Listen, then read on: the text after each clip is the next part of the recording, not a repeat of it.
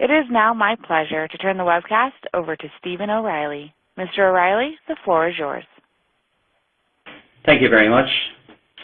Hello to you all, and on behalf of SunGard Consulting Services, we'd like to welcome you to this webinar, whatever part of the world you're connecting to us from today. The session itself is entitled Meeting the System Testing Challenge. And so just by way of introduction, my name is Stephen O'Reilly, and I head up the Quality Assurance and Testing Practice for SunGard Consulting Services. And I'll be joined today by my colleague, Nitin Mehra, and we aim to speak for about 30 minutes or so around how, based on the results of surveys we conducted in 2012 and late 2013, system testing occurs in the big bad world today. In looking at the findings, we'll also use a little of our own insights based on our considerable experiences as testing professionals to help us present our argument. But at the same time, we'll try to keep the content as interesting and pertinent as possible for you, and try not to impose death by PowerPoint. Having said that, data is data, and we've collected much of it in this survey. But what I'll try to do now is make it more meaningful for you, so you can focus on the message behind the numbers and not the numbers themselves. Nitin? Thank you, Stephen. I am Nitin Mehra, a partner with SunGard Consulting Services, focused on helping financial institutions in the Middle East with their quality management initiatives. A lot of the information that you're going to see today is aggregated based on survey results that we've obtained globally, combined with our experiences in the Middle East across all our regional clients. We would love to, we encourage everyone on this meeting today to put in your specific questions based on the situation and some of the information that you're going to see, and we'd be more than happy to either address them today or get back to you on an individual basis. Thank you. Thanks, Nitin. So I suppose now is a good time also to say that the webinar will be available for download after the session, and we'll update you separately on that. Okay, so moving on and looking at what it is we want to discuss today. As you can see, there'll be four main topics we'll touch on. Firstly, we'll briefly talk about why we conducted the survey in the first instance. So what was it we were trying to identify? Why do it at all? Following that, we'll briefly talk through the geographical spread that was involved and how far our reach was globally in gaining the results we gained. For the third item then, and although there were volumes of data emanating from this exercise, we'll discuss what we see as the main messages that we've filtered from the responses we've received, and touch on the reality of quality failures by highlighting a few high-profile cases in relation to those main pain points. We'll talk then regarding how, or even if, we can possibly improve based on what we've learned, and importantly, how we can use that information to look to the future. And lastly, though not listed here, before we close, we'll have a Q&A session based on any questions you submit during the webinar.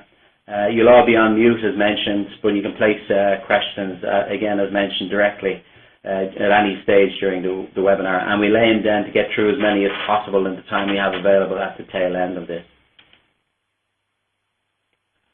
So why go to all of this bother and conduct such a survey?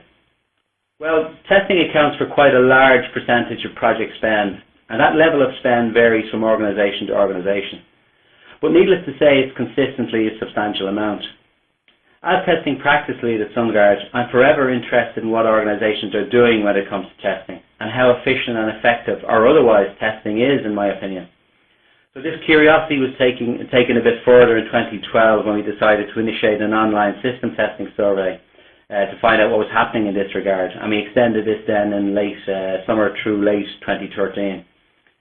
I suppose it's worth stating as well at this stage that as a consultancy firm, we obviously have a vested interest in what's happening out there with regard to software testing. We've been involved now for almost 25 years in software testing, and we're consistently aiming to hone our services and offerings in order to meet market demand. That being said, we were very interested, outside of the constant sales pitches regarding testing tools and services we're all submitted to, regarding what is actually happening out there. How are organizations really testing today? So with that in mind, we decided to go to the coal face, so to speak, and look to seek responses from the people who are responsible for this activity in one way or other. And we know, based on our experiences, that there are still constant examples of software failures out there, and we'll touch on a few of these later. But why is this? And why does it continue to occur? Is it purely related to the way organizations test? We have a few insights we can share with you in this respect. We're also very interested then in finding out what was driving all the testing activity we know is occurring. Are there multiple reasons or a few obvious initiatives involved? In addition then, we wanted to know what's really hurting you guys when it comes to testing. What's keeping you awake at night? And are these perpetual issues or newly formed as a result of the main drivers that are involved? Or maybe even a mix of all of these elements? We're also keenly interested in who it is who's actually conducting the testing effort in organizations today and how they're doing it. Are the right or wrong people involved? Are there sufficient numbers involved? Is the test effort being driven and supported by the right testing tools? And if it's the wrong people, processes or tools involved, how does that impact on the ultimate outputs that testing normally produces? Then lastly, and without dwelling too much on some of the negatives that we'll discuss, we'll concentrate on a few positives. Was there anything that we can learn from this exercise that will improve or help to improve the lot of a tester or those responsible for quality in an organization? So that's just a little insight as to why we decided to undertake this exercise. Now, let's now have a quick look at where we conducted the surveys themselves.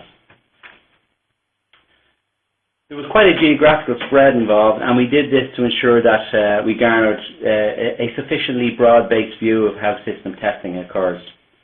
To give us this view, we kick-started the survey in the Irish and UK markets in late 2012. But however, to provide our findings with more statistical substance, we extended the reach of our survey to the US in 2013 and then later in 2013 to the Middle East. So since then, we've spent the past number of weeks analysing the data we received in order to come up with the findings we now discuss.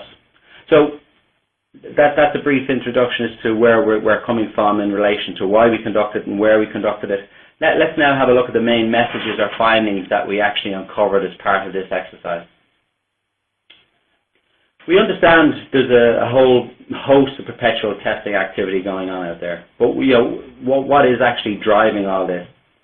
Well, if we start by looking at some of the main reasons that we found, we can see that the top three drivers were related to compliance, so regulatory or compliance issues, so the demands emanating from the likes of FATCA, Basel III or CEPA regulatory requirements, depending on what part of the world you're in, and all that they entail when it comes to testing. New services or product offerings to customers rank second in terms of principal drivers. As we all know, there's a constant battle to stay ahead of our competitors, and this requires innovation and the ongoing challenge to introduce new products or services on a regular basis. Then we had upgrades or new releases, which was the biggest driver that we found. Again, this is something we're probably all familiar with anyway, but the constant demand for resources to satisfy the onboarding of a new release or upgrade, is constant, and as you can see here, it's the primary driver behind all the testing activity we speak of. So not in the top three, this was followed hot on the heels by new process efficiency projects and new enterprise data projects, which could occur potentially in tandem with some or all of the principal drivers that we just spoke of. Any of these on their own is enough to cause concern, but quite often an organization is involved in some or all of these at the same time, and this is on top of trying to do the day job. Isn't that what we find? So if these are the main drivers that we found behind all this activity, what then are the actual main pain points that you're experiencing when it comes to testing these initiatives? And this is what we found. Well, there are many intriguing responses to the questions in our survey. This is probably the most intriguing and one that gains much attention. What are the main pain points when it comes to software testing? What is it really that troubles us most? In asking this question, we framed it in such a way as to allow us to identify the main areas of issue, as there may be many. And then also, what's the singular most pain point of all? So as you can see, it's quite a busy slide, but this is what we found. The thorny issue of resources or insufficient resources was one of the top four to come from all of the respondees. And we'll discuss this a little later in more detail when we talk about who it is who's actually doing the testing. 14% of respondents said that resourcing was their biggest problem here. Time, of course, had to raise its head as a major problem. Probably no surprise here again, as anyone who's involved in testing or IT projects, there's never enough time, is there? However, we found in our experiences that quite often there's always time for dealing with failures and never enough to regularly instill the notion and process of quality into a testing process from the outset. 16% of our respondents cited time as their main problem. Tying with the issue of time was the issue of insufficient or ambiguous requirements. When we talk about quality and the introduction of quality from the outset, this is really where it starts. Investment in the short term for longer term gains is still required, it appears, based on what we're finding here. Despite the fact that there's been a proliferation of tools, and templates in recent years aimed at capturing and harvesting requirements, this still remains a huge issue for organizations. And the cost of such quality breakdowns is felt regularly much further up the delivery chain when it's too late, quite often, and when it's definitely much more expensive. And we'll discuss that issue in a little more detail later also. Quite simply, if you don't start off right, you're going to have a failure. And later we'll see a few examples of how failures cost, not just in theoretical terms either, but by hitting your bottom line. The number one item there on the big orange balloon will indicate it on its own without me drawing it, was cost. And some of you may have guessed it. 18% rated this as the most troubling issue when it comes to testing in their organizations. And to compound things further in this regard, when we asked what we see as the main barriers in your organization relating to improving system testing, the overwhelming response related to budget restrictions. But we suppose that this is not surprising given the economic challenges the world is facing and has faced over the past 3 to 4 years. When we look and analyse these type of responses as we see, it's quite easy to hone in or concentrate on just a couple as big headliners. But the message I would give in relation to this is that they all impact. Each of the variables we sought a response to impact quality in some way or other. Some are big, some are small. Each of these, though, has the capability to impact on each other as well. For example, if you have severe budget restrictions, it's likely to have a negative impact on resources and possibly time, thereby leading to an impact on how good or bad your requirements may be, which leads then to possible quality failures later in the project or even after go live.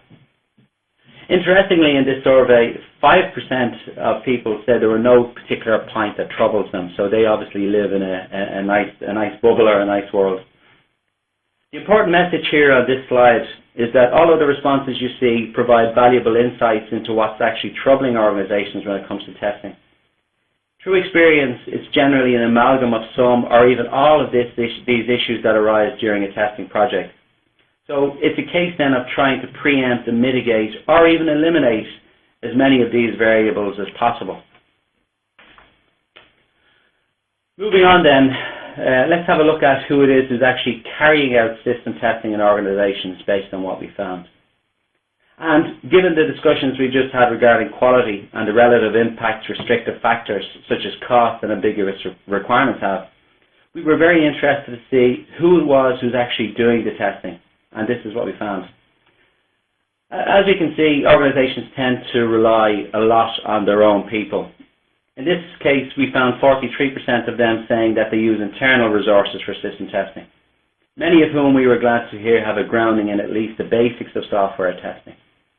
However, 2 trends we identified in the responses received are concerning. 32% of organizations use internal people for testing, but these are untrained when it comes to software testing basics. This, from our perspective, introduces obvious risks into the projects and may even compound some of the issues, if not all, we've just discussed. You may have an excellent SME or business analyst who knows the way a business process should work, but is it a given that they make good testers? While some do, and we've experienced this, many do not. And we would argue that software testing is an actual profession. It requires a different and dedicated skill set conducted normally by people who are by nature stubborn, but patient and inquisitive at the same time. Another more worrying trend we identified was that developers conduct system testing in 23% of organizations who responded. This means that the same people who develop the system are actually testing it. Well, we're not saying this isn't possible or shouldn't happen in some cases. In general, it's not a good idea or best practice to build a quality solution this way.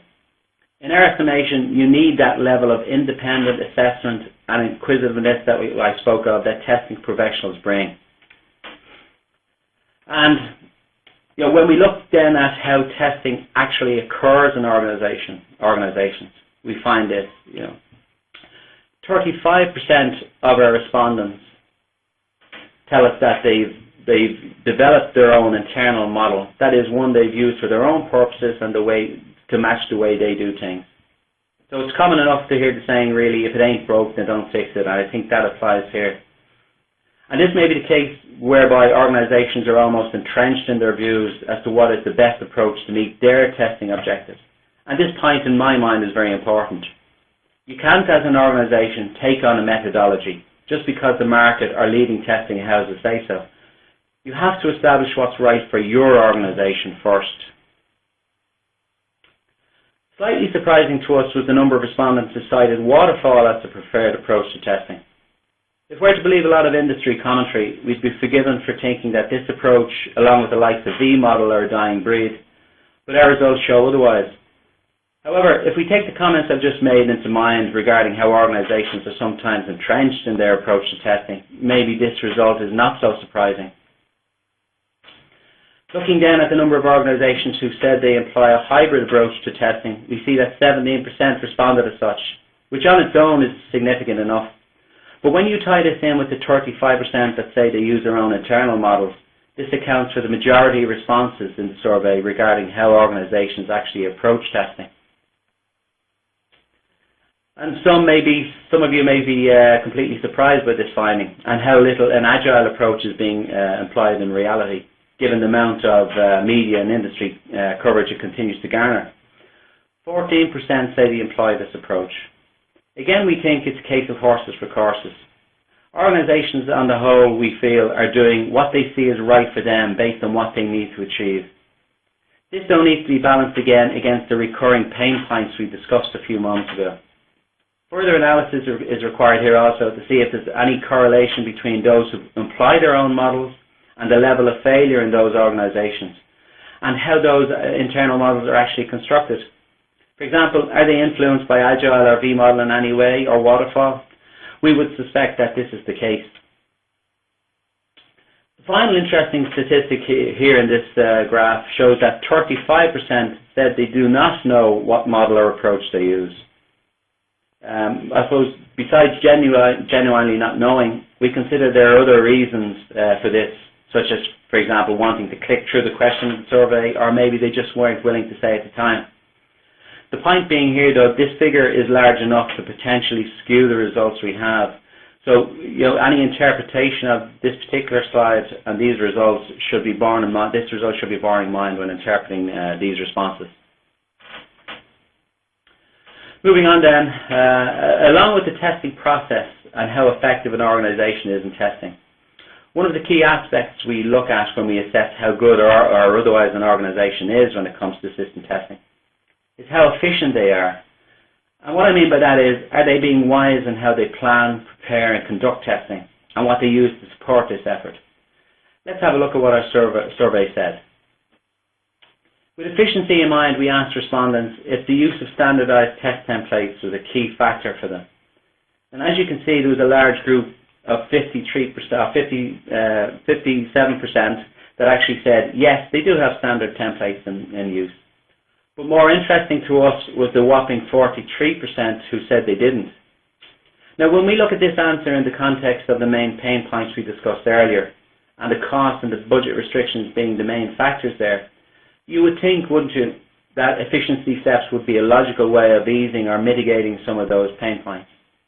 And our survey would say otherwise. And this is surprising to us, as, from our perspective, templates act as one of the building blocks to greater efficiency.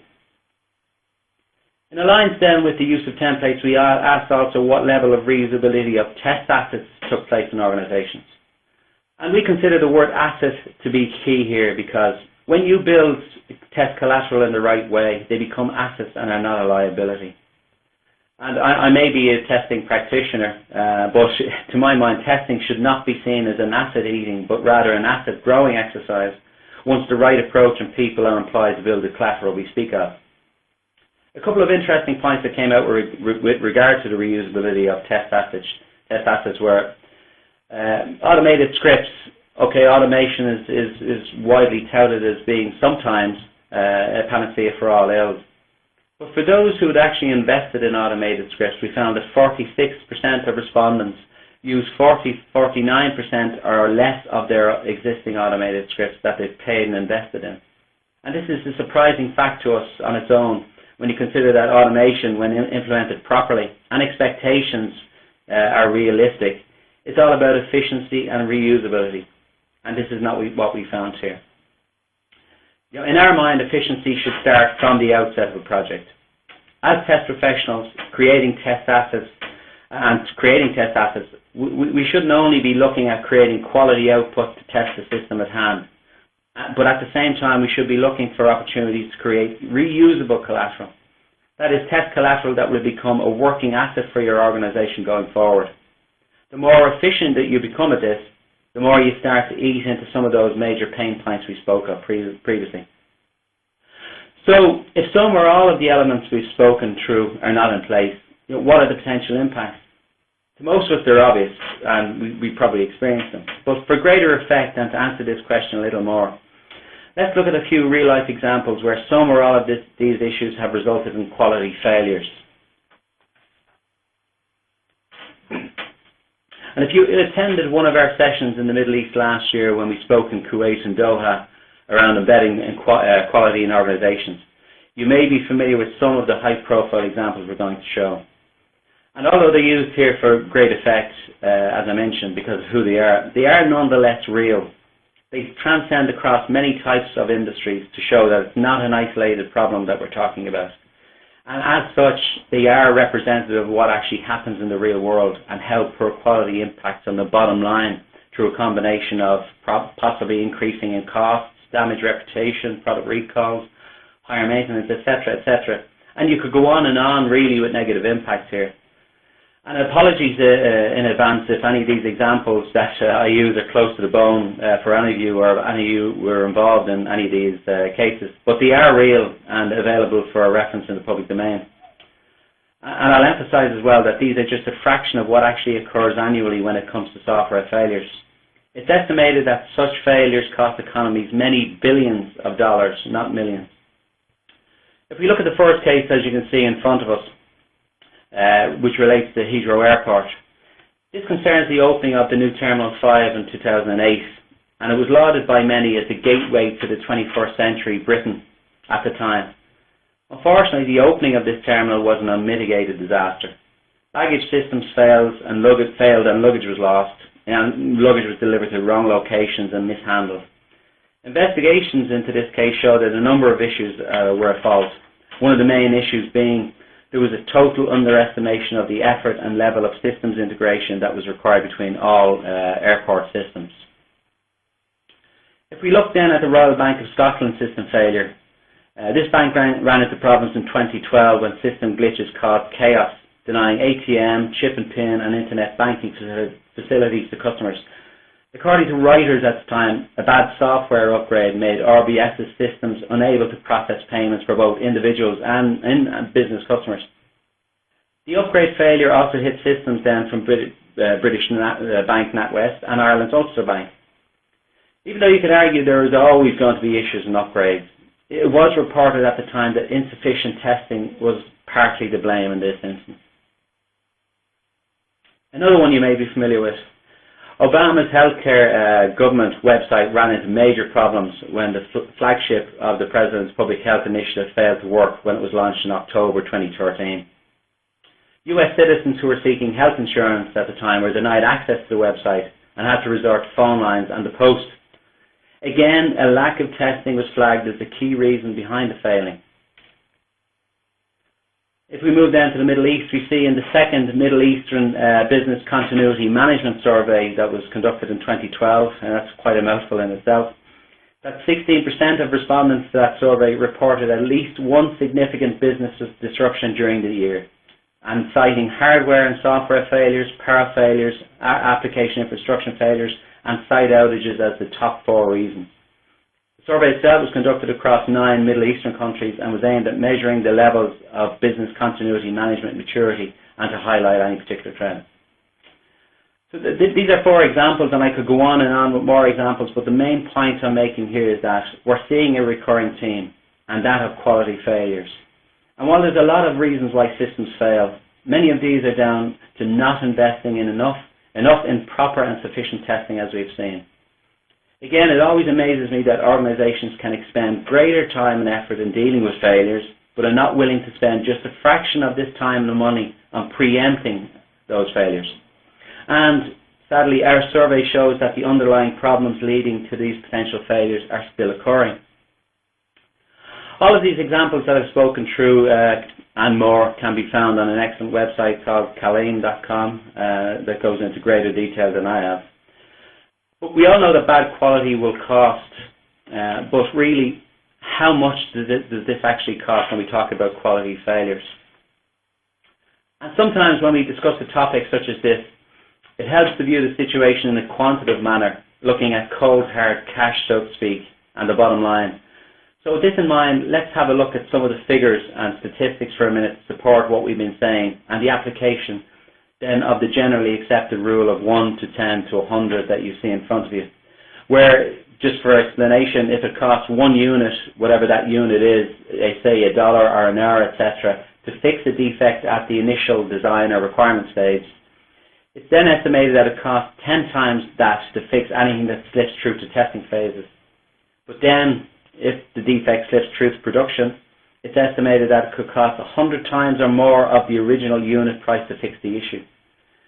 So therefore, I mean, does it not make more sense to eliminate or mitigate many of those issues at source when you can?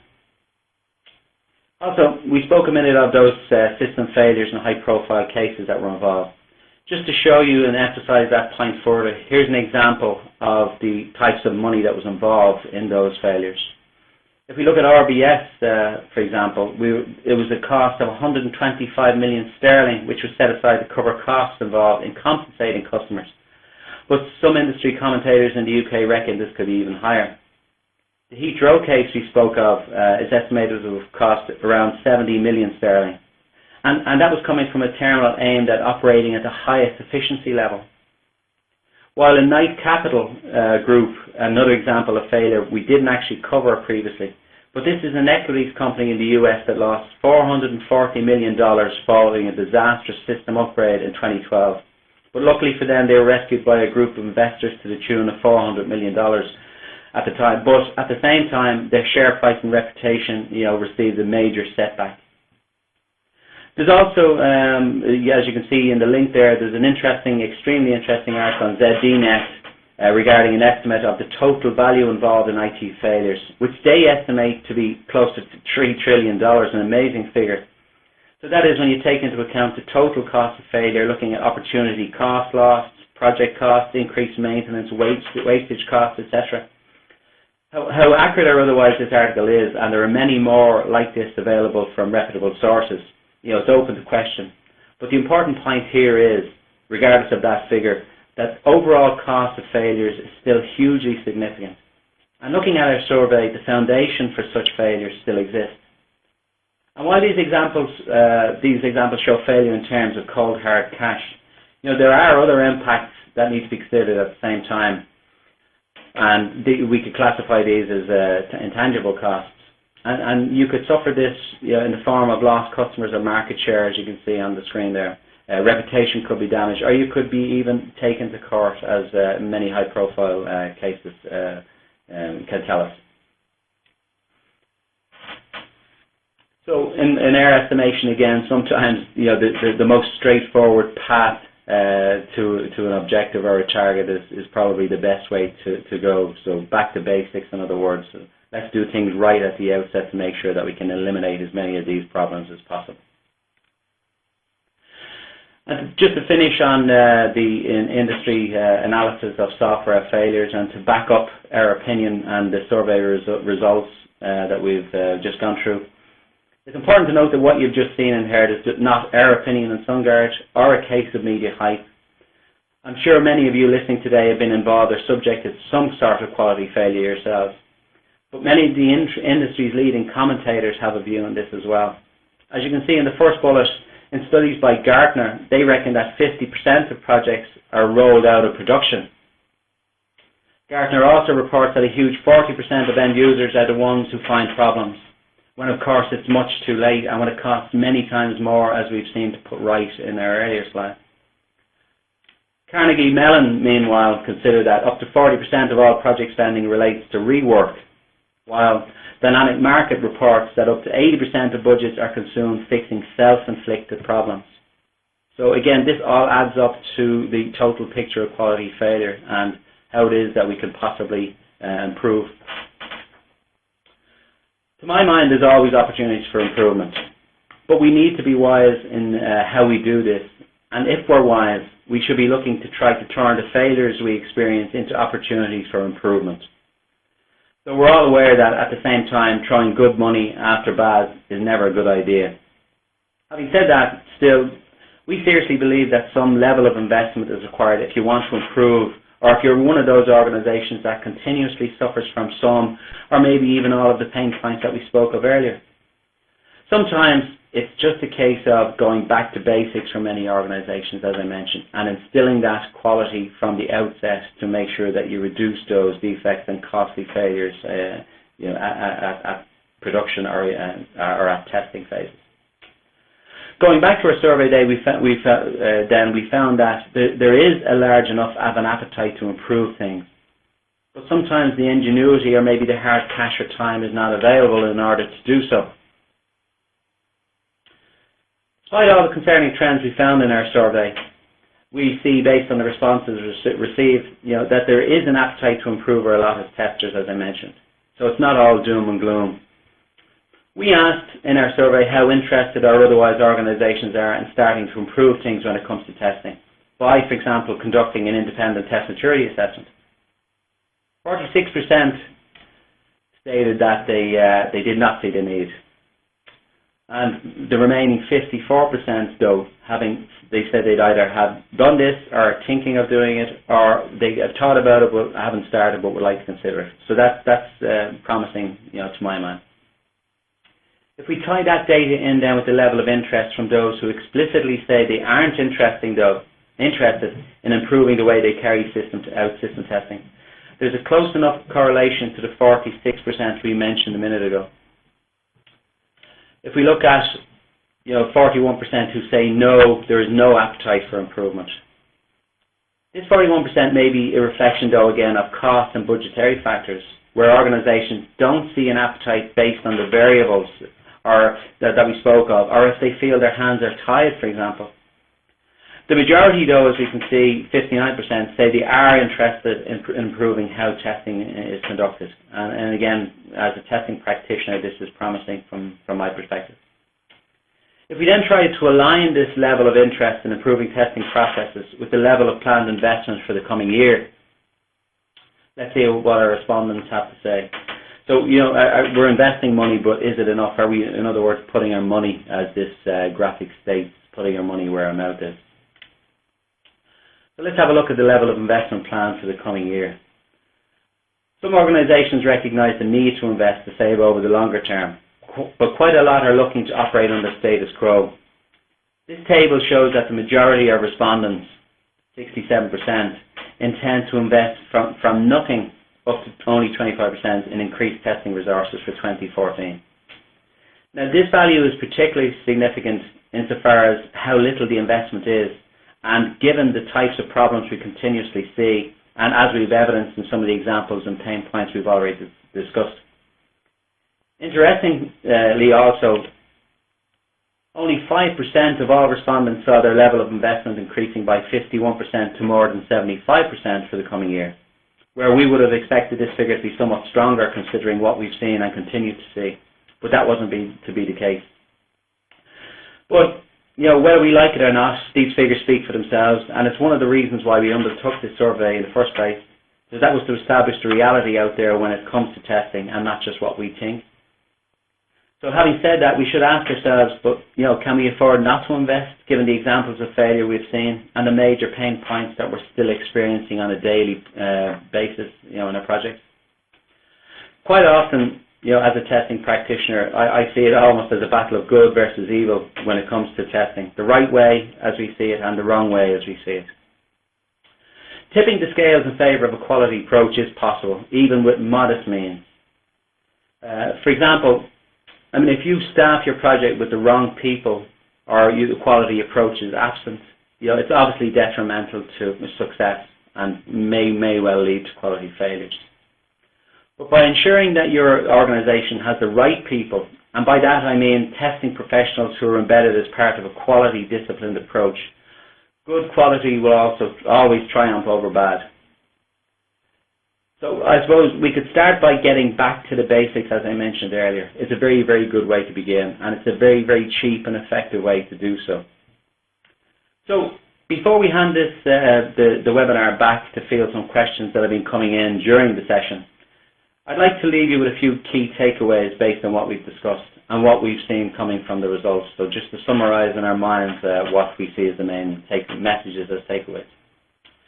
We've gone through a lot of data viewpoints in this webinar, and hopefully I've helped to take us beyond the data and provide a view of what that data actually means in reality. So let's try to cement a few key messages to close. We see that history is repeating itself. We're still seeing the same age-old problems arising, and the same things are keeping our quality gatekeepers awake at night. But this shouldn't be, and this is not just our view. Those high-profile failures we discussed a few moments ago, along with the results we've seen, support this. Reduced quality means increased costs in one form or other, either in the shape of project problems or overruns, or in the shape of real production failures, as we've seen in some of the examples we used earlier. But to finish on a more positive note, in our experience, it doesn't take rocket science to eliminate or mitigate many of the issues we experience and continue to experience. Simple changes to the way you approach testing at the outset of a project can help you do this. Embedding quality, as I mentioned earlier, at the beginning of that project may cost a little more and take more time. But in the long run, quality always trumps failure. And failure can manifest itself in many, many ways, depending on the type of system you're talking about. It can lead to a loss of revenue, loss of reputation, or sadly even a loss of life, depending on the type of system you're actually responsible for. So the final message from us is this. There is something in this for all of us. And simple changes can bring big, big benefits. So this concludes the content section of the webinar. If, as Nitin mentioned at the outset, you would look to contact us or talk to us in any way about the webinar content or testing in general, feel free to contact us at this screen, at the details on this screen. At this point, I'd like to turn over then to our QA session. At this time, we'd like to take any questions you might have for us today. To ask a question via the web, click the green Q&A button on the lower left-hand corner of your screen, type your question in the open area, and click Send to submit.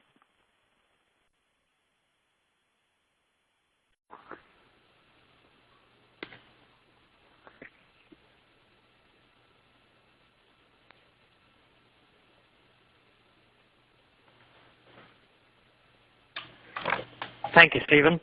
This is Nitin here, and everyone, thank you again for joining in. We did get a few questions coming in during the presentation. Let's address them one at a time. The first one was, did your survey gather any information related to ratio between the development cost or time and the testing cost and time? Stephen, would you like to take this one? Yeah. Excuse me. Thanks very much for the question, and thank you very much for attending today. Unfortunately, specifically in relation to this point, no, we didn't capture, or we didn't look to capture any of that particular data. But I do have my own opinion based on experiences over the last years and as an organisation within SunGard. And there's no, as with regard to testing in general, there's no straightforward answer. It's whatever works for you as an organization. I know, for example, there are some organizations that have a ratio of 1 developer to 1 tester, and there are other organizations that have a ratio of 1 to 10. So depending on what you're trying to achieve, and depending, I suppose, on the risk associated with your the type of system. For example, if it's a life support system, you're going to want to have heavily invested in testing resources to make sure that every aspect of your system is tested.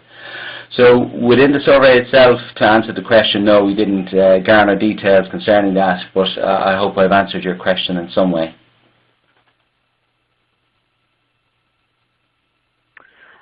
The second question, back to you, Stephen, was what do you suggest organizations can do where there is an appetite for improvement but still little capacity to spend?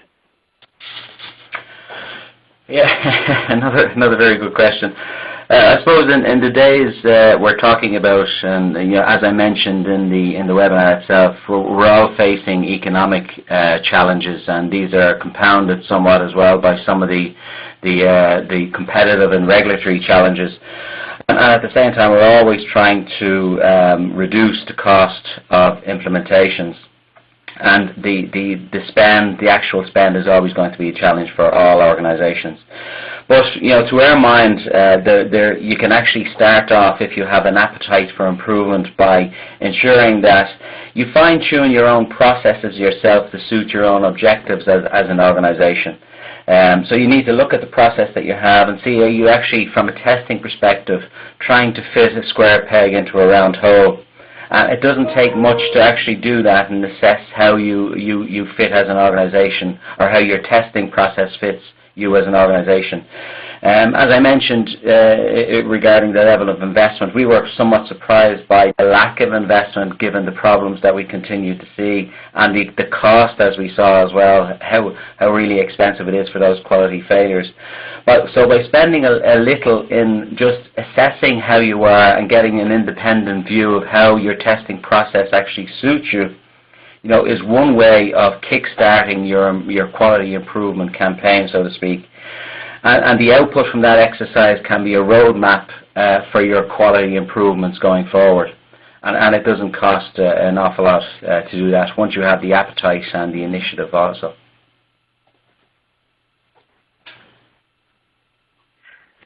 The next question is, why is it not a good idea for financial institutions to conduct their own system testing? I'll take this one. Usually organizations have a resource constraint, and they tend to use the same resources across development, testing, and additional activities, including requirements gathering, etc. And you kind of are shuffling between the same teams or resources into the entire life cycle of a delivery, which kind of makes their view also very tainted to, from the beginning to the end, to overlook some items that usually a new pair of eyes or new set of eyes would have got. And that's just only human nature. So typically that's one of the reasons it's a good idea to look at external testing associates or other departments participating in these kind of efforts.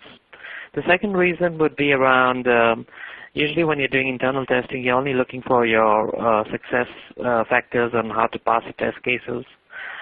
Usually the negative testing is never taken into account, or anything related to auditing and going back to managing your audit process is kind of overlooked because that's not a priority as you go through the testing effort. Thirdly, when you're doing it internally, you're driven by internal schedule pressures and priorities, which forces you to look at the dates and milestones more than focusing on the quality. And there's an old saying, haste is waste, which applies to this situation exactly, where you can be doing testing more as a formality rather than doing it as a reason to gain success at the end from a high quality deliverable. The next question is just come in. Can you please emphasize on the concept of test maturity assessment and the value of an organization? Stephen, do you mind taking this one? Yeah, thanks, Nathan. I suppose this is tied to my previous answer and the previous question regarding how organizations can improve with little spend. A test maturity assessment is an excellent way of actually doing this, and I suppose the nature of it, quite often because of its nature, it can be seen to be quite clinical, but as I mentioned earlier, it's really your roadmap for improvement is the output from the exercise. And it really consists of an organization, such as SunGard, looking at how you do your testing. Is it right for you as an organization? What are you trying to achieve? Do you have the right process, people and tools in place to support that? And based on the findings from that, we agree a roadmap for improvement as your quality bedrock going forward. So again, it's a very effective but inexpensive way of starting to improve or introduce quality into your testing process. And I suppose it transcends the testing process as well, because as part of the exercise, you would need to assess the inputs into that testing process. So looking at the business analysis requirements, etc., how good or bad they are, garbage in, garbage out rule applies here. So if you have good quality coming into the test process, you're going to have good quality, the better chance of good quality coming out of that. So that's the construct of the test maturity assessment. As I said, inexpensive but very, very effective insofar as introducing quality into an organization is concerned. Thank you, Stephen. Those are all the questions we have thus far. However, if anyone has any other additional questions, please feel free to send it in, and we'd be glad to get back to you on an individual basis and address any of those for you. Once again, I'd like to thank everyone for their time in attending today, and we hope this information is as useful for you and the organizations as it has been for us to gather this from you. Thank you. And thank you again to all our participants for joining us today. We hope you found this webcast presentation informative. This does conclude our webcast, and you may now disconnect. Have a great day.